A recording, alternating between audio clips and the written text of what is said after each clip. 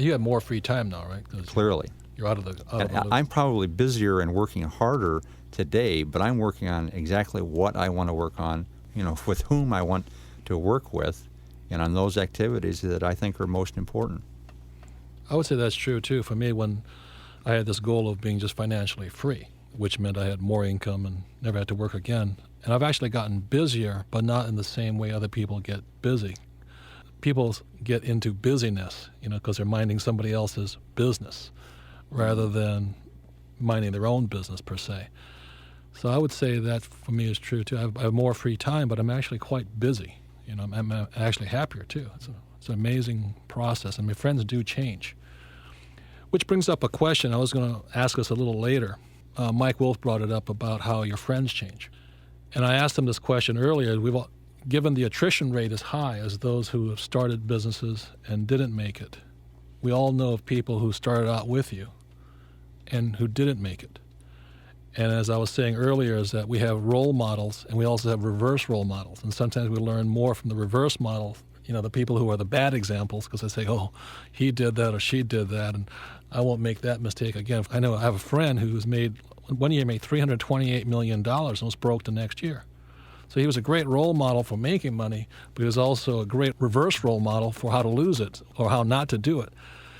I've also had friends who we started out together, and today they're in the same spot we were 20 years ago. I hate to say I'm not really a two-bit hustler, but when you have nothing, you're kind of hustling around the place trying to get things done, and you're telling a lot of stories and, living on a shoestring trying to start a company. And I went up and down in the process. But about 3 years ago, I saw my friend I started with a partnership with 20 years ago, and he's still a two-bit hustler. He's always starting a new company, making about $100,000 a year, then he goes broke. And I look at him and I go, what happened, What didn't he do that I did, or things like this? So I asked these gentlemen if they had such an example in their mind as to a reverse role model, and sometimes we learn more from reverse role models than positive role models. So. You mentioned friends and they change. My experience has been your true friends don't change. Those are your friends, whether they're making a nickel or never making a nickel again, has nothing to do with whether they're friends or not. So I can tell you I have the same friends that I had 20 years ago, 25 years ago. But on the other hand, if I had to characterize the single most common issue I find with people that fail, my experience is mostly limited to the software business. It's the people that will not change, and they won't make the hard decisions, and those are generally about change. Probably the third item is that they try to make the decisions themselves rather than surrounding themselves with people that are much smarter than they are. They try to be, the all-powerful entrepreneur. The successful people are the ones that try to surround themselves with people smarter than they are, and then they're willing to make the hard decisions, hopefully with some guidance from those smarter people. And some of those hard decisions are actually very personal. I mean, they're almost character-type decisions. Yeah. And in some cases, they're about loss of control. To bring in venture capital means loss of control. It means I have a smaller piece of a bigger pie, and that's loss of control. Many entrepreneurs won't make that hard decision because they're afraid to give up the whole pie. So they want to hang on to the little pie. Yeah. Okay. A good example of that was Sam Walton. He had the most difficult time giving up control and giving up a piece of his company, but eventually was convinced that he needed to do that, and that's Walmart today as we see it, of course, and that's a very good point. Some other things is I have been around business owners over the years. I think that's a very good point, is giving up control. Some other things that I have seen a lot of failures take place over is not having the proper capital to back up their business short-term, mid-term, and down the road. And I would say it's not only very good to have good professionals around you and good people, but it's wise to have a good funding source or banking source behind you so that you can weather the storms when you're out there on the rough oceans. You need to get that money before you need it. That's right, exactly. Which is why I asked Bill Galvin to come along, because a lot of people tell me, well, I can't get started because I don't have the money or I don't have the experience.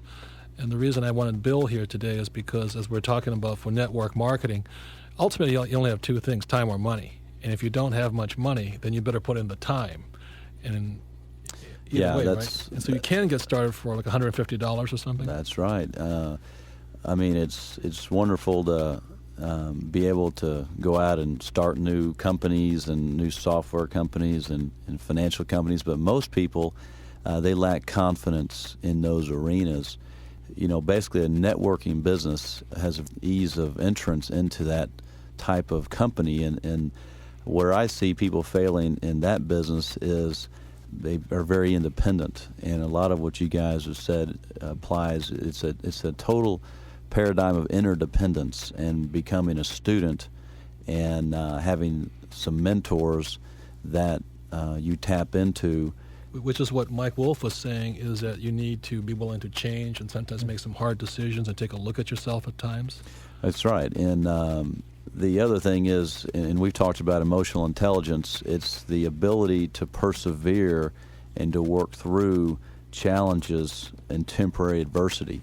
Right, emotional intelligence, a lot of it is the struggle that goes on internally with oneself, and we've all gone through those in the process, though. And so what I see a lot of people, I've learned from failures, is that they quit too soon. You know, quitting, you never fail until you quit. And so, at least in our business, that is one of the most important qualities that an entrepreneur needs to have, is perseverance. And that's why I asked, again, Bill to come here, is because if you look at myself and Mike and Hayden, what we did is we had to not only internally persevere, simultaneously we had to build a system, a system external to ourselves, which is a business. And what happens for most people, they don't have experience in building a system. You know, they may be good at, let's say, the computer programming side, but they're not good at the sales and marketing side, or they're not good at the finance side, or they're not good at the people side, whatever. And if one part of the system fails, that's, you know, like you look at the human body as a system. You know, if you have bad lungs, well, it affects the entire system. So if you have bad sales, you could be the best computer program or the best software program in the world, but if you can't sell it, it doesn't do any good. So not only are there personal internal system failures when starting your own business, but there's the external system of the business that also the learning curve is very steep on, as to how to put the pieces together. And so that's why I've been on my bandwagon going around saying to people, take a look at network marketing companies, especially companies that are willing to support you in becoming all you can be, like the U.S. Army or whatever you want to call it. But you're looking for a network company with a proven system. In other words, if you do A, Z will follow. Because if you know the system works, then it's only you that's the problem. Right. Which that's pretty much true. It's not about products. It's about building people, and then people will build the business. Right, but the system is already there in place. That's proven. right. Yeah. That's right. There's a track record. There is leadership. And training and education and You bet. support and all of that to have you come along the way. It's the same as a franchise. A franchise is fundamentally a proven system that you say, I'm going to buy it, and then somebody's going to teach me to run it. And the biggest problem with franchises is people buy them, but they don't want to run it the way the franchisor or franchisee wants them to run it, and then they have problems there. So that's a big part. So that's why I recommend what you do on that. Reasons for a lot of failures is overhead and maybe weaknesses with managing people and so forth. One of the nice things about networking is, again, going back and reiterating what you've already said, is that your startup costs are minimal, and you don't have to manage people, and there's a lot of formula there in place for people to succeed with that. It's a volunteer army, as opposed to having employees. Everyone involved has more of an entrepreneurial spirit, a win-win, proactive attitude. And the good thing about that, then you build up that cash flow plan. That's the bottom line. It's Right. all about cash flow.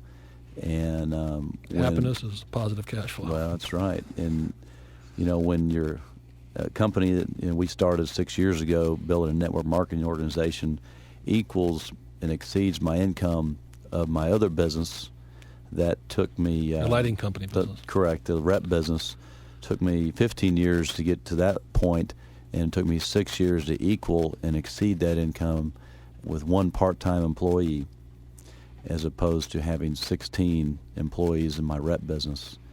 So it's a concept that is available to the masses, which, I think is a very important point here.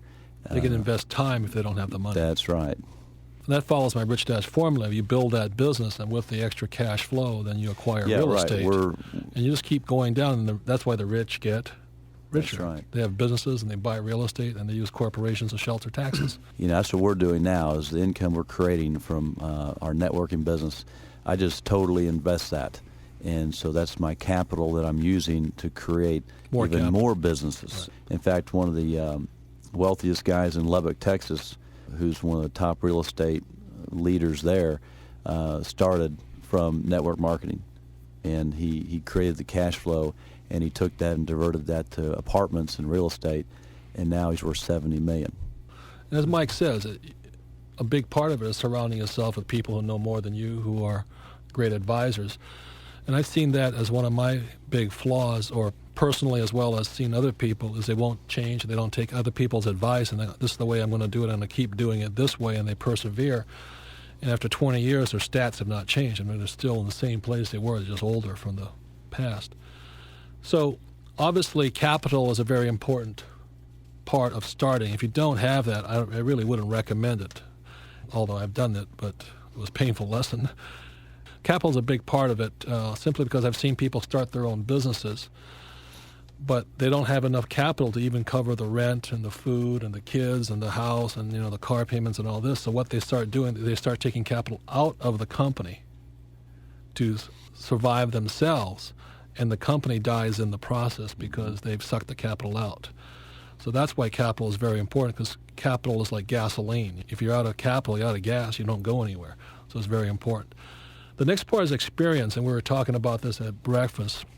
We're wondering what experience we got in school, what did we learn from school that prepared us, and ultimately, what experience would you say has been paramount to you, since you can't know everything. I would say it's impossible to know everything, and that's why you surround yourself with people who know more than you, not people who know less than you, because if people know less than you, they're taking time away from you. So what did you learn in school, and what would you say to be an entrepreneur? What are some of the most important skills you have or don't have? I think that in order to get a job, you need to have a great education. In order to be a great entrepreneur, I think it's not the education, it's being a great communicator, a great leader, a great salesman. And whether we believe it or not, or we talk about it or not, I'm not sure I know any great entrepreneurs who aren't great salesmen, even though they wouldn't consider themselves salesmen. But you're probably not going to get that great job, get that first start as an employee without a great education. At the same time, I'm a great fan of knowing and learning as much as you can about everything that you can. You probably need to specialize to get a job, but to be a great entrepreneur, you probably are better suited to be a great communicator and have real-world experience. There's a saying that goes something like, how do you get a great job? Experience. How do you get experience? Making bad judgment. So how do you move forward there? There's a big loop, and it's all about getting the experience one way or the other. I think the key thing for me is, how do I get the most experience in my life as quickly as possible so I learn as quickly as possible and take advantage of that knowledge? That's a real good point. So you would say one of your assets, your personal assets, is the hunger to learn, but also the ability to learn fast. I think you have to be humble to learn. I think the people who are not humble don't learn. They think they know it all already. So the successful people are the people that can learn by all the people around them that are smarter than they are. I was reading a book by George Soros. He says that exactly what he says. He says, it's amazing how many people think they know everything. And he says his key to success is he always looked for what he didn't know, because that's where he learned the most from. Right. He says sticking with what he knew was a waste of time. He says in the capital markets, he says you always look for what somebody doesn't know and you exploit the position. And so he says, not only have I learned more, I've made a lot of money by being humble and looking for the flaws in the thinking. I think you'll find a lot of entrepreneurs that when they hire executives around them, they try to hire people that look just like they look, that they wear the same suits and the same ties and they think the same. And I'd say turn that around. Hire people that don't look like you, who don't act like you, who can bring some benefit to the table. Another facet to the whole puzzle or pieces. Yeah. Thanks. What would you say it is for you? Well, going back to the educational process, I think that comes in different forms. I did receive a degree in finance, and I had the luxury of going to 3 different college institutions. Initially, one was on an athletic scholarship. It turns out that school happened to be, it was Portland State University, and I learned from some of the best business minds at that school. Looking back on it, it was some of my best education because you had people coming out of the real business world teaching in a lot of the various business classes. So I would say that it's very important to hook up with those that you respect and develop mentors that you can ask questions and get ideas off of. As I was saying earlier, I think going to school and going to college, there's a lot more to it than what you learn out of the textbook. There's the social side of it. There's the ability, learning to know where to go to learn is, I think, very important. I've talked to a lot of people with master's degrees, and the actual subject matter wasn't that important to them, but what they did learn is they knew where to go if they needed to look something up. It's impossible to try to absorb everything, but I think you need to know where your resources are. Fortunately today, with today's technology, it's a lot easier to access information, and you should also take advantage of that. I'm amazed at what you can do with the internet these days, and Mike is much more capable of talking on that subject, but I would just say that whatever it is that you're seeking to accomplish, get periodicals and get materials and learn and absorb as much as you possibly can on those respective areas. An example of that would be, for me at least, would be the Investor's Business Daily and Barron's. I find that those are tremendous tools to keep up with the business side of things and the investment side. On the business side, what would you say what skills would you say that you have or have developed? Like Mike says, you got to be a communicator or in sales. You have to be able to, all communication on that level. What would you say some of the skills are important in becoming an entrepreneur on the business side of it? Well, I would say that you have to first have, no matter what you're doing, a lot of enthusiasm, which probably ties into salesmanship and marketing. If you don't believe in what you're doing and don't have the ability to communicate what you're trying to provide or services that you're trying to provide somebody, you're going to have a difficult time getting out of the chute. I have found that various business owners that are new in the business put a shingle up and expect the people to come knocking down the door, and it just doesn't happen that way. When you start up your own business, I think it's very important to have a marketing game plan that you stick to, and the most important thing is getting fuel into the fuel tank. And if you don't have a game plan for generating that business, it's going to be difficult to succeed with whatever business it is that you're trying to launch. So you would agree then that communication, or I call salesmanship the ability to communicate your point of view about whatever you're communicating. You said that was a very important skill. I would say extremely, yes. Extremely. And have you seen people who are poor communicators and not succeed and succeed, or? Yeah, I would say I've seen both. I think for the person that's humble, as Mike was talking about, that can quickly assess their strengths and weaknesses. I know that engineers and accountants have gone into business and succeeded, but they knew right away that they needed to put people around where they had weaknesses to help them succeed. For those that are not willing to make the important steps like that, to do that, they probably won't be as likely to succeed as what I've found. Did you ever take any classes on sales, communication, marketing, all those things, or did you just naturally pick it up? I would say I naturally picked it up. There were some marketing classes back in college and so forth that took, but I would say that they were not. If I was to do it over again, I would take a lot more. I'd put a lot more emphasis in marketing and maybe even speech and communication. I mean, it's so important to get a business off the ground and to build it up to a certain point. If you look at, I mentioned Sam Walton before, tremendous salesperson. You look at Bill Gates, he's a very good salesperson. Michael Dell, very good communicator and salesperson. You look at anybody that's very successful, they know how to communicate. Okay. They know how to communicate to their employees and to the consumer or the marketplace that they're trying to market their products or services to. Bill Galvin. Okay, the thing coming through here is that you need to be humble and hungry, I think, are two very important qualities of an entrepreneur. And it's a process of becoming more self-aware.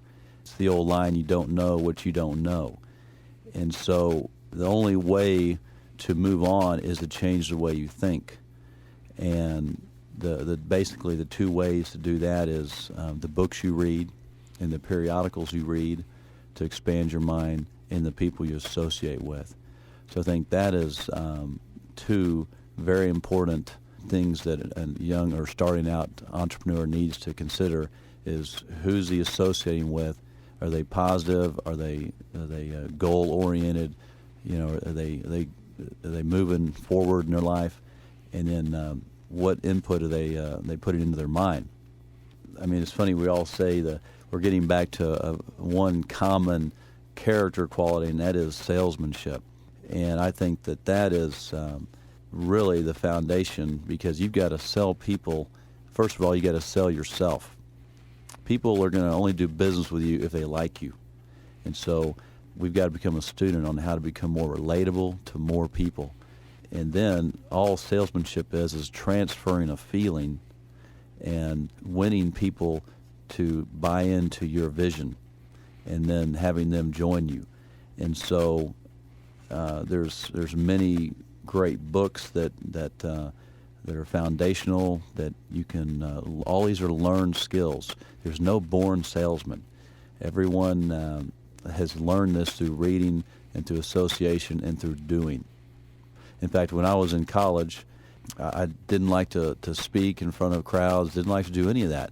And then I was recruited to go sell books door to door, and so I did that for 3 summers during my college years, and that's where I learned the importance of salesmanship, because the principles I learned through that experience have been used in everything I've done since then. I would have to agree that it's communication, salesmanship. I remember when I got out of the Marine Corps and I went to, it was a tough decision of which dad was I going to listen to, because my real dad, the school teacher, wanted me to go back and get my master's and get a job as a teacher in the University of Hawaii system, and it just sounded terrible to me. But then went to see my rich dad, and he says, well, 2 things you got to know. One, the numbers, and number 2, you got to sell. And it's not selling as we think of going door to door oftentimes, but you need to know how to communicate to an investor, somebody who's going to put money in your company, as well as you need to talk to the janitor, and you need to be humble. And from my point of view, is to speak to both people as human beings using the same vocabulary as each uses. And so you have quite the spectrum. You have one person without any money, and you have one with a lot of money, and you really do need to know how to talk to both of them. The other thing my rich saw then was the numbers, because if you don't understand the numbers, you can't speak to an investor. Isn't that true? They don't want to talk to you. Or if you can't write a business plan, which is a communication skill, or a marketing plan, which is a communication skill. And one thing I've seen a lot of people do badly, because I've done badly when I was writing letters. A letter can make a deal or kill a deal instantaneously if it's not well laid out. And, so that's what I learned at Xerox, was how the letterhead and the form and the structure needs to look like it exudes confidence and all this. It was quite a study. So the point I want to bring out, much like Bill, is I was extremely shy in school. I mean, still fundamentally shy. And I had to make a personal decision internally, was who was going to win, the shy me or the entrepreneurial me. And I think, have you guys ever come to that decision? I'm not saying about anything, but along the path, you come up against a part of you that no longer works. Like being shy might have been okay when you're 6 years old, but not when you're 30 years old and you need to raise $2 million for the day to make payroll or something.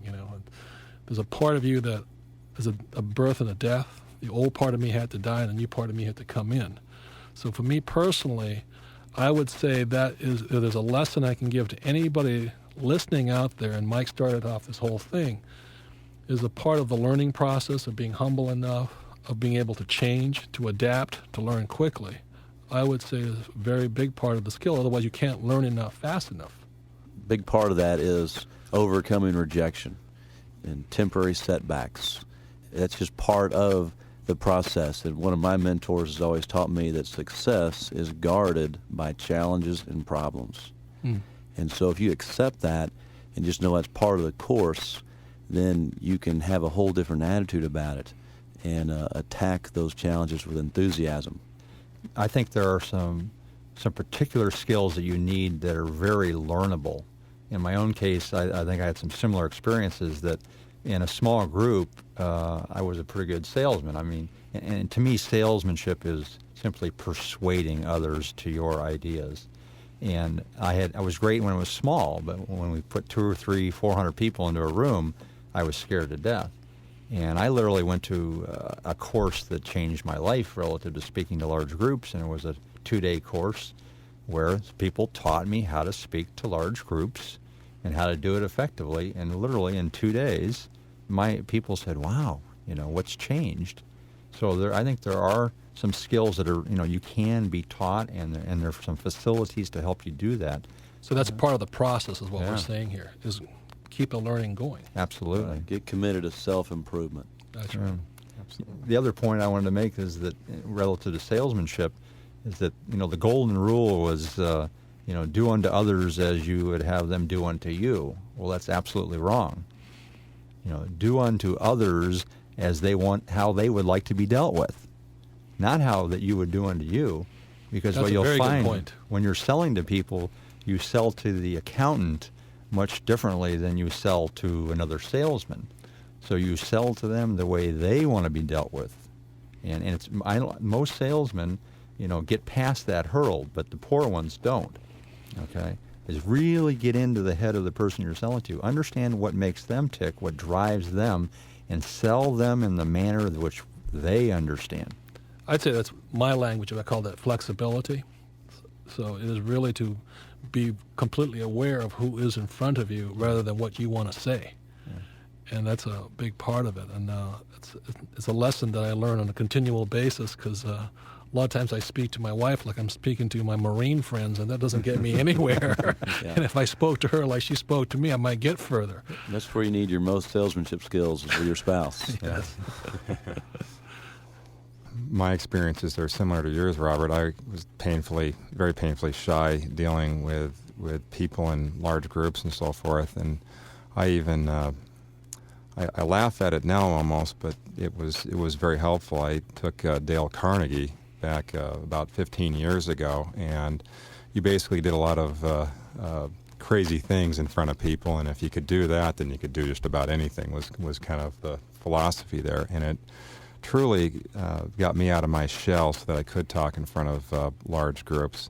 And follow up to that, have done some Toastmasters, and there's a lot of good organizations that you can join to get over the fears of talking in front of people and communicating to people. My experiences have been that I've had to take leaps into these different educational programs, which is probably the most difficult thing, is just getting there for the first meeting. And once you get to that point, you realize it's a lot of fun, because you're improving so much in an area that I've seen people just dramatically improve if they're in the right program. And I think everybody out there, anybody that thinks they're just too shy to be in sales or to talk in front of large groups, because that equates to dollars, I think anybody can do it, because I've seen the worst of the worst make just huge strides with their communication skills and overcoming their fright. In our networking business, as I mentioned earlier, if you build the man, he'll build the business. And this is what we're talking about, is building into people's lives and self-improvement. And there's a guy that got involved in our organization and got involved in our training system, which teaches these principles of salesmanship and the training that we're talking about. And he'd worked for a company for 15 years. His boss brought him in and said, "What's going on? What's different? You've changed in the last 60 days. And he kept trying to ask him, what happened. And, he just kind of low-key just said, "Well, I'm reading and I'm working on a few things." And he just got a $1,500 a month raise, just because a noted change in his attitude and his communication skills. And it's just because of getting out of his shell and moving on.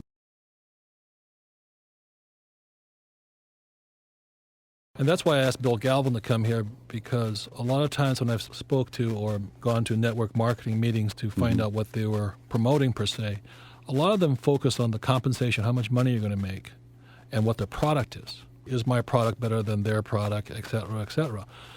And what I was most impressed with Bill Galvin's organization is they really focus on the personal development or the education of the entire person. Many network marketing companies just focus on teaching you to be a salesperson. How well can you move product for us and make a commission check? But Bill's group, their system is actually a system of education, secondarily a system of distribution, and thirdly, the compensation is derivative of those functions. And I would say those are, if I could summarize a little bit of what we've been saying, is that I think everybody's saying here is that we had to learn a lot after we left our jobs. I mean, that was when the real education actually began in many ways. And for me, it was going to doors I didn't have to go to as an employee. I mean, I had to face things about myself that I had to face. If I didn't face them, the company would fail. I mean, not only would I fail, the company would fail if I didn't personally face parts of me that needed to change. So one of the things I'm saying about starting a business is that would you agree that you can never know everything before you start? Absolutely. The business that you start with on day one, if you do not remake that business, and in the software business, we had to remake ourselves about every 6 months. And if we didn't remake ourselves every 6 months, we would fail because the market's changing, the competitors are so fluid that the message is changing, and you have to continue to differentiate yourself in the marketplace. And if you're one of these folks that kind of get in and hold steady in one area. We've done it this way the last 20 years. Right. We're going to keep doing it the next 20 years. In the software business, you will be out of business. Mm-hmm. So continually remake, look at yourself in a mirror very, very honestly and remake yourself continually. And that's what I was saying about the change, is where I started 25 years ago with one of my friends. It really breaks my heart because we started off as two-bit hustlers. We were good salesmen. And today he stayed a salesman. He never got beyond developing any other aspect that he needed to develop in order to become a successful entrepreneur. So what I'm doing my best, I think what's coming out in this tape right now, is be prepared to change and realize you'll probably never know all you need to know because it'll always be developing. Yeah, it's the ready, shoot, aim type approach. A lot of people wait till every light's green before they leave their house, so to speak, and you just don't do that. You've got to get your business plan and then get it into action, and then you're going to correct as you're moving down the road. And that's where mentors are totally critical to help you have the correction and adjustments to keep on the course to fulfill the mission that you started with when you created the concept. I love the analogy Harvey McKay uses about the cruise missile. I mean, you can sit, if you're a cannon, you can sit there and spend years sort of moving the cannon and hoping it's in the right direction and point it and shoot. Or you can launch the cruise missile, and once it's in the air, and once it's in the marketplace, then continually move it to the target, because the target will be continually moving. Right. The principles don't change, but techniques change. And so you got to be flexible, but stick to the principles, and then you'll reach your target. A lot of times people focus on the product. Do I have a good product, and how good is my product, or this and all that. One of the biggest mistakes I see people make is they focus on the product rather than the process. After I started my nylon wallet business and I was, quite successful, people kept coming out to me and said, "Oh, I have this patent, I have this new product." And I think a lot of times people stay focused on developing a great product, but they don't have the process via which to take it to market. And the thing I always say to most new entrepreneurs, if you want to learn about entrepreneurship and product, go to McDonald's, sit there and look at it for a while. Look at how many different systems it takes, number one, to deliver a single hamburger. But not only that, ask yourself this, can you make a better hamburger than McDonald's? And most people would say, yes, I can make a better hamburger than McDonald's. So here's McDonald's with a product that most people can outdo. But they don't have a better system to deliver the product. And I think that's what stops most people, is they really think it's the product versus the system. And most successful people out there are delivering inferior products, but they have excellent systems. You were saying the product's always under development. Is that correct? There's always a next release, next release, next release. I was recently exposed to a fellow by the name of Guy Kawasaki, who was one of the lead fellows at Apple that built the Macintosh. And in fact, he has a new book coming out called something like Rules for Revolutionaries, which I would encourage everyone to get. And in his book, he talks about how move on to the next revolution and how to be a revolutionary.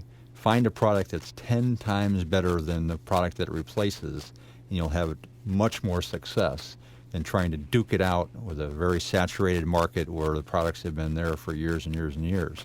It's like the telephone versus the telegraph and the airplane versus the train. I mean, move into that. And his philosophy there is get the product out before it's done. Do not wait for a product to be finished, ship it, test it later, because if it's truly revolutionary, then the people will buy it and they'll want it and they'll wait for it to get better. In our industry, in the software business, I mean, this happens all day, every day. Henry Ford said it best. He was one of our best industrialists of all times. He says, "Thank God for your customers because they bought my products before they were ready," or something along that line. And so the point I want to make here is many people don't start their entrepreneur career, i.e. for lack of experience, lack of capital, or they don't think they have the right product yet. I think those are the things that really quite stop a lot of people a lot of the time. And that's what I was saying about your system. You have an excellent system. You have great products. But the most important thing is who you have to be to move the system. Yeah, the value of becoming an entrepreneur through a networking marketing type of business is the products are already there. I mean, you don't have to do all this creation work. Now it's just a matter of the system, of lining up with the correct system, and it takes time, and then it takes guts, and to move on. And, it's self-development is probably the biggest part of it that separates the wheat from the chaff. I would say that a classic example of putting a product out and then refining it and improving it would be the cellular phone industry. I know when I purchased a phone back a long time ago, it didn't work very well, and then it continued to improve, and I think everybody else had the same sentiments. Then digital came out. It came out probably much earlier than it should have, but everybody converted and took it on, and it's improved and so on. And I don't think there's a more classic example of a business that really has jumped out there with their product before it was really refined. I would add one other thing to this subject, and that is that whatever business you're looking at, find a niche. Why not take the path of least resistance? That has been, if I have one primary thing to say for our success, is that we did research in advance to what niches were out there. The more recent business that we're in, financing receivables and buying non-performing debt, is that it's a niche in the sense that the average investor can't find that. They're more accustomed to being in mutual funds and traditional investments. And you're able to return a higher yield, aren't you? We're able to, we feel like, we look at the risk side of it first and then improve the yield, yes. But it's a niche that we feel that not too many other organizations are providing out there, and so I think it's just very important you analyze what you're getting into before you get into it, and I think it will be a lot smoother sailing if you do that. I think what Richard Branson of Virgin Industries or Virgin Records says, he says, it's all systems. He's like, I go around, he says, why'd you get in the airline business? He says, because he saw how poorly run their system was. And he said, when he saw that, he says, that's a niche. He basically found a flaw in their system, same product called travel or airline seats. But he came up with a better system. He found it, and he exploited the chink in the armor right there. Another friend of mine, he says, and everybody's talking about high tech. He says, well, he's 48 years old. He says, I'm not high tech. He said, but I do know how to kill roaches. And he says, the roaches have been around as long as the dinosaurs are, and they'll probably be around a lot longer than we are here. So he came up with a better system of developing roach killing. So he has a better exterminating company, and he created a system. He's going to franchise it, and so it's the process more than the product. If I could really stress to people like that, you don't have to be the high-tech gizmo guy. It could be as simple as training a guy with a bug spray on how to knock on a door and be polite, because most bug killers, they're not really that polite. So he says it could be that low tech, and he's just going to he's going to exploit a market because there's some weakness in the system of other exterminators he saw, and he's going out there delivering a better system of extermination. So to summarize this one, I would say is the process much more than the product, because everybody wants a product. Just go to Hong Kong, to Cano Center, to one of those big trading houses, and they have warehouses filled with product that nobody's marketed. There's gajillions of product with manufacturing all set up, that all you have to do is go out there. So I got a system of distribution. so that you don't have to develop your own product. I think that's what really stops a lot of people. You do a lot of talking about distribution, don't you, Bill? As the Yeah, sure. That's what we are creating is distribution networks of people that, it's low tech in the sense that it's just basic, everyday, consumable things that people are going to buy over jeans, and socks, over and underwear. over year after year. Right. It's not high tech in that sense. So basically what we do is we're changing the way people shop, so to speak, and moving them into this new paradigm of electronic commerce and shopping through this system and receiving the middleman profit. And so what I think the key to what we do is it's simple. It's not very complicated, and it can be communicated to the masses in a very simple way. It can be understood and be acted upon. what is it called? Well, there's going to be a virtual malls being created right now, and to where there's no more traditional. When people think of network marketing, I mean that word itself brings up all kinds of negative feelings, but it's the only way I can know it to communicate the industry. The traditional mindset is, oh, you mean I've got to stock my garage full of this product and then run out and hawk it everywhere and sell it to people. And then try and collect money. And then try to collect money and then go do it the same thing next month. I mean, there's no way I'd want to do that. That's an old paradigm. That is correct. And what we do now is basically just build large organizations of people that change where they shop for their own personal needs. You've made it very easy for them to do that. That's right. And it's through 800 numbers delivered to your front door, and no one handles the money. And then obviously at the end of each month, at the close of the business, the middleman profit checks are sent out to the people that built the organizations. It's a fabulous system. That's an example of an organization and people constantly changing. Absolutely. And it's all about leadership and vision. Communication. I think that's right. I think people are looking for a way to increase their quality of life. Our culture now is so stressed, so busy, so rushed, and most people are employees. And even though or they're employees of their own job, or either self-employed or employees, they're basically in the same boat. They don't have freedom, and so I think free time is a major source of a very important freedom. Well, that's if you really boil it down. Why are we working anyway? Right. Well, it's because we have to have a little bit of free time. We want to be quality free time. So that's what we do is we go out and share this concept as a vehicle to jump out of the rat race, as you call it, and move more towards controlling your time and doing things that you want to do and get out of the survival routine. One thing good about moving from the industrial age to the information age, the possibility of somebody starting their own business and acquiring tremendous wealth. In other words, that what you do today has long-term effect. That's what we're talking about. For most people, like my attorney friends, he does a contract today, but he's got to do another one tomorrow and the day after and the day after, and they never really get ahead that way. So one of the things that's available is you can go out and do what all of us have done, is fundamentally start our own businesses, or you can join a network marketing company and learn to do that, or have the system already set up for you. So the thing I'm excited about personally is I've started my own companies. I enjoy it. I'm glad I went through the trials and tribulations. I've had some horrifying experiences, and yet they were the best experiences. We're talking about some of the worst experiences have turned out to be the best of experiences. So before we wind up, you want to say anything about some of the most painful but yet the best? And there's always good and bad tied together. There's always light at the end of the whole thing. What were some of the worst experiences along the way, and why were they beneficial in the long run? Well, I've had definitely my share of bad experiences and failures. Fortunately, I'm still fairly young to where I can take those experiences, and going back to education, I think that's probably the best education I've ever had, is being in the real world and having the failures. And I wouldn't exchange those failures for anything, because it has given me, as far as where I'm sailing now, it's a path that I think is exciting, just based on the experiences that I've been able to develop from the failures.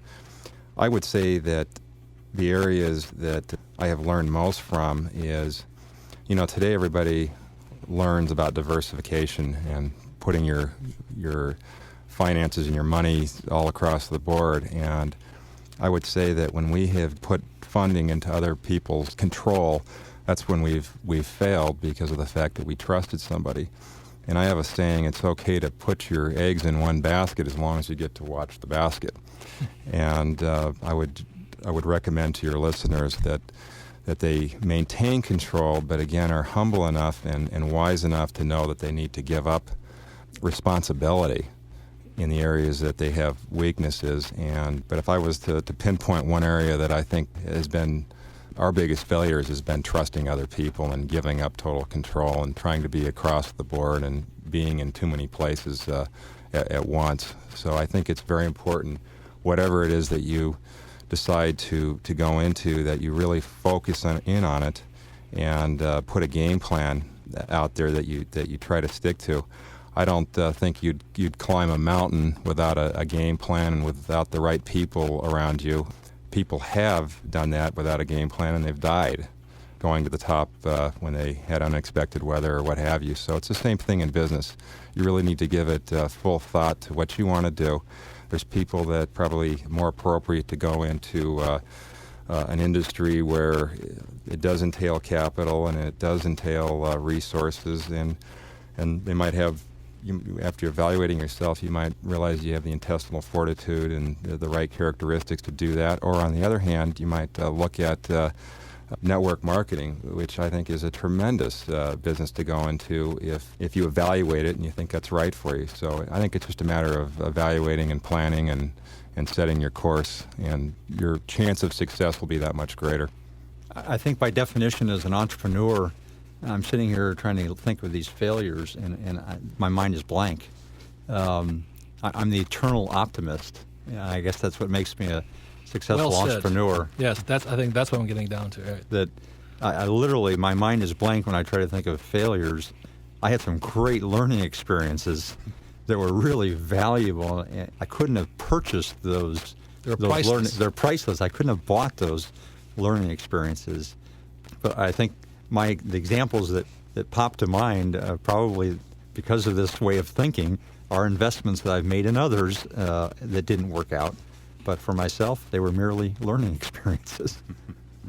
I think that's extremely well said, because underlying all of this is the optimist. And the things I say is that there's a lot of people who are optimists on the outside but pessimists on the inside. And I would say I'm a pessimist on the outside and an optimist on the inside, because I'm always looking for the weakness or the flaw, but inside I get excited because at minimum it's a challenge. At minimum I'm going to learn something. That sometimes when it's really bad, that's when you find out who your friends are. That's how you find out what you know and what you don't know. From each experience I've always grown to become smarter and more confident. And it's confidence that is probably, it's almost intuitive, or it becomes it's like riding a bicycle. You fall down a few times, but after the second or third time, it's just the confidence goes and you can do it. It gets easier and easier. And for people who don't start, that whatever that challenge is in front of them stays in front of them because they don't take that first step. So I would agree wholeheartedly with you. Is I think inside you have to be an optimist. You have to know that it's somewhere along the line you call it faith. Somebody's watching out for you along the way, that you're going to make it.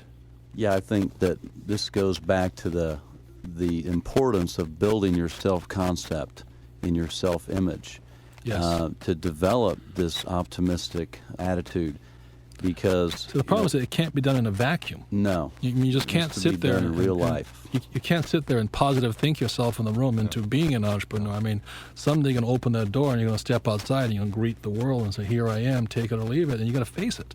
But a lot of people don't face it. Right. Well, people are not failures. Failure is an event. It's just an event that you learn from. But a lot of people step out and they might try something new. And of course, I'm coming from the networking angle here today. They'll try it and then they'll experience a little failure, and they say, "Well, I'm not that kind of person," or "I'm a failure at that." And that's not true. They've got to get over that to move on in any area of becoming an entrepreneur. And so once you realize that, you can relax and just say, "Okay, that's part of this course. Part of the process. Part of the process. All right, it's not You don't step out and just arrive. But as far as networking, there's really, I'm like you, Mike. I was going, okay, I focus on the future, and when you're looking down the road, you just kind of jump over all the little obstacles that are right there at your feet because you're not focusing on them. But I would say, as opposed to a traditional business where capital is king, capital is everything, the networking angle, the failures that I see that most people, they walk away is because they feel misunderstood by their people, and they don't work through the fact that they got to be okay with that. They got to be okay with people maybe even criticizing them, because you're going to have your critics. You're going to say, well, who do you think you are, trying to do something like that. That's a very important part of becoming a successful entrepreneur. Networking is to actually, I take those critics and they give me fuel. That gives me greater enthusiasm to turn that negative energy into positive action. I would say it's emotionally healthy at that point. Absolutely. As long as it's not vindictive. No, success is the best revenge, always. And so that's why it's very important to know why you're stepping out to do anything. You've got to begin with the end in mind. You've got to have the vision that carries you through these obstacles that you'll come across in the early days. I think at the same time, Confucius once said, never roar like a lion if you're really a lamb. If you're really not an optimist, it's very difficult and probably dangerous to pretend that you are one.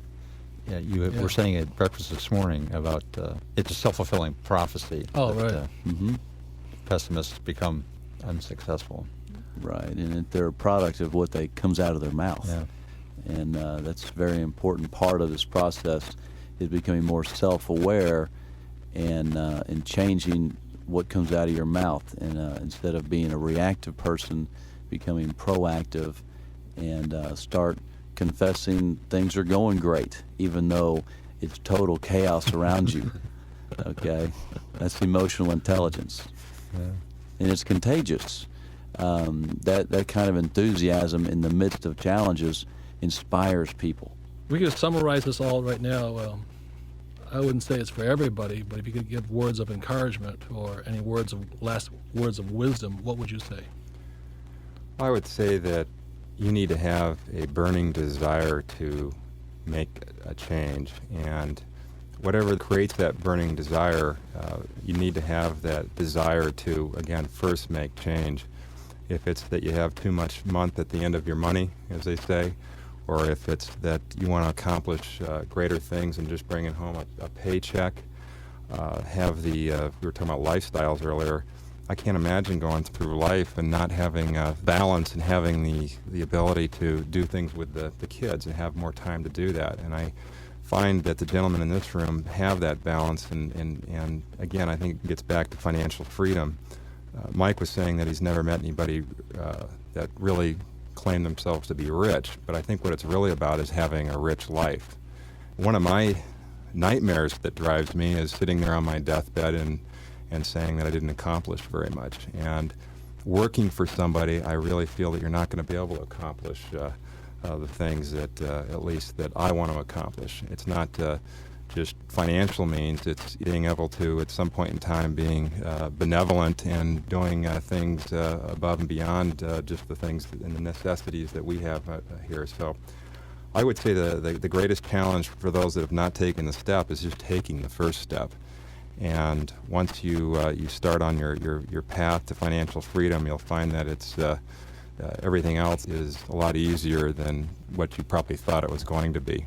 But again, it's just mapping out a game plan and having a course of direction and having a vision. I think the word vision was used. I attribute a lot of my success to visioning everything and the end result before I actually even start the process of getting there. Everyone's in a different place, and I know that people listening to this tape, that's very true. But the foundation for anyone listening to this tape, for you to move from where you are to the next level, where you want to go, it's going to involve personal growth. And so that's my parting shots is, first of all, get committed to personal growth, and that's reading and associating with positive, goal-oriented people. Once you have that as a lifestyle and a lifelong commitment to that process, and I don't know if you've heard the line, when the student is ready, the teacher will appear. I would say that's so true. And then I think mentally you're more self-aware of the acres of diamonds that are around you, because there's opportunity right in front of you. And until you have the self-confidence and belief in yourself that you can actually accomplish these things, then you're never going to see those opportunities that are right before you. So it all starts with you making that choice that you're going to prepare yourself. I'm reminded of a story that plays to that very, very well, of, keeping your eyes open and as to the opportunity and whatnot. Two venture capitalists that were strolling along the pond, and they look down, and a frog jumps out of the pond and says, kiss me, I'm an entrepreneur." And the venture capitalist looks at the other one and says, "What in the world would we need another entrepreneur for?" They kept walking. And the frog is, "Kiss me, come back, please, kiss me, I'll turn into an entrepreneur." They walk on. One of the venture capitalists turns around and goes back, picks up the frog, puts the frog in his pocket, comes back up, catches up again, and the guy says, "Well, why in the world did you pick up that frog? Who needs another entrepreneur?" And he says, "Well, no. Entrepreneur, I don't need another entrepreneur, but a talking frog, I can make money with that." So is that your Keep an open mind. Keep the vision. Don't let the bozos stomp you down, as Guy Kawasaki talks. Have that vision, hold to that vision, and be optimistic about making it work. So I agree with all of that. I would say for me personally, I remember my first step.